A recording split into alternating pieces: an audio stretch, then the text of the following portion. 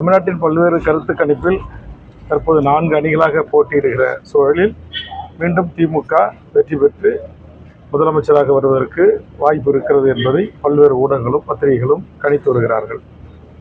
அந்த வகையில் டயலோனுடைய கருத்து கணிப்பு இதை வெளியிட்டிருக்கிறது.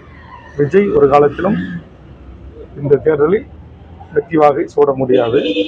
அவர் ஓட்டை குறிப்பதற்கு பயன்படுவாரை தவிர அவர் வெற்றி பெறுவதற்கு அவருக்கு விடுகின்ற வாக்குகள் அவருக்கு வெற்றி தேடித்தருமா என்றால் அது தேடித்தர வாய்ப்பில்லை.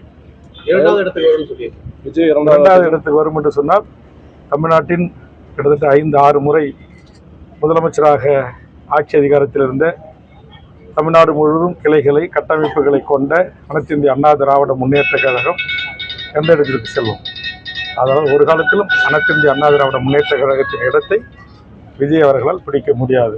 இங்கு திமுகவா அதிமுகவா என்கிற இருமுனை போட்டி தான் ஆட்சி அதிகாரத்திற்கு இருக்கிறதே தவிர திமுகவா அல்லது விஜயா அல்லது அதிமுகவா விஜயா என்கிற பேச்சுக்கு இடமில்லை. ஒன்று திமுக ஆட்சிக்கு வரும் அல்லது அதிமுக ஆட்சிக்கு வரும். இதுதான் தமிழ்நாட்டின் கடந்த 50 ஆண்டுகால வரலாறு. அந்த வரலாறை திடீரென்று அரசியலுக்கு வந்த விஜய் அவர்களால் மாற்றியமைக்க முடியாது. அவர் அதற்காக ஒரு கனவு காணுகிறார், அவ்வளவுதான். அரசு செவிலியர்களை பணிநிரந்தரம் செய்ய வேண்டும். ஏற்கனவே நான் அவர் போராடுகின்ற இடத்திற்கு சென்று சந்தித்து ஆதரவு தெரிவித்தேன். அதில் தற்போது 160 பேரை நிரந்தரமாகவும் 1000க்கும் மேற்பட்டவர்களை பணி வரமுறை செய்வதற்கான பணிகள் நடந்து வருகிறது. அனைத்து செவிலியர்களையும் பணிநிரந்தரம் செய்ய வேண்டும். அதுபோன்ற ஆசிரியருடைய பிரச்சனைகளை அழைத்து பேசி சுமூக தீர்வு ஏற்படுத்தி தர வேண்டும். அதுபோன்ற இடைநிலை ஆசிரியர்கள், தொழில்நுட்ப ஆசிரியர்கள், சமூகத்தில் வேளாண்மை துறையில் பணி செய்கின்ற, பொறியியல் துறையில் பணி செய்கின்ற, அதுமாதிரி டேங்க் ஆப்ரேட்டர்ஸர், அதுமாதிரி மக்கள் நல பணியாளர்கள், கிராம உதவியாளர்கள் என்று பலதரப்பட்ட மக்கள் தங்கள் கோரிக்கைகளை முன்வைத்து தொடர்ந்து போராடி வருகிறார்கள்.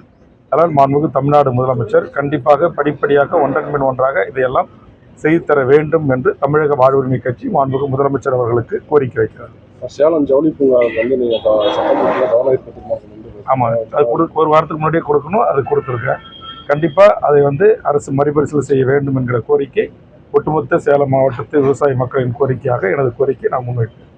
Branch express courier private limited. Domestic international cargo. உங்கள் இல்லம் தேடி வந்து கொரியர் புக்கிங் டெலிவரி செய்து தரப்படும். என்றும் உங்களுடன் மை இந்தியா. முக்கிய செய்திகளை உடனுக்குடன் தெரிந்து கொள்ள சப்ஸ்கிரைப் பண்ணுங்க, பெல் பட்டனை பிரஸ் பண்ணுங்க.